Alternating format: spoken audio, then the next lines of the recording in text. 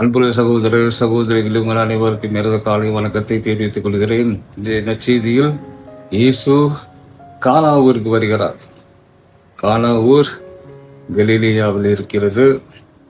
ஆகவே கலிலேயர்கள் இயேசு அன்புடன் வரவேற்றார்கள்.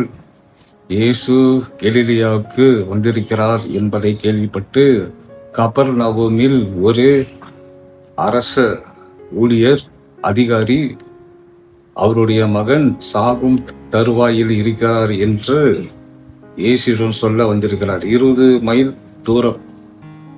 ஆகவே இயேசுகிட்ட வந்த போது அவர் சொன்னார், நீங்கள் அற்புதங்கள் அறிகுறிகள் கண்டால்தான் நம்புவீங்களா அப்படின்னு கேட்டார்.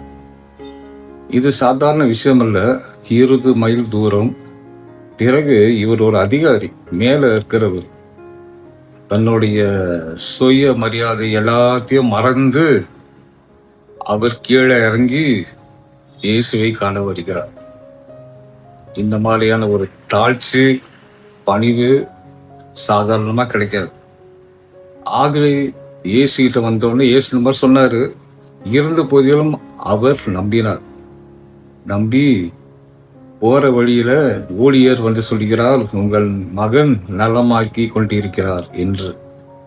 ஆகவே இந்த நேரம் இயேசு அவரை நலமாக்கி வருகிறார் என்று கேட்கும்போது இயேசு சொன்ன வார்த்தை, அப்போதுதான் அவளும் நலமாகி வருகிறார். ஆகவே இது நம்பிக்கை, விசுவாசம். ஒரு அதிகாரி மேல இருக்கிறவரு அவருடைய பதவியை கூட பார்க்காமல் தாழ்ச்சியுடன் இறங்கி வந்து இயேசுவை காண வருகிறார். ஆகிய சகோதர சகோதரிகளே, நம்மகிட்ட இந்த தாழ்ச்சி பணிவு இருந்தால் நாம் இறைவனுக்கிட்ட வரலாம். இறைவன் நம்மை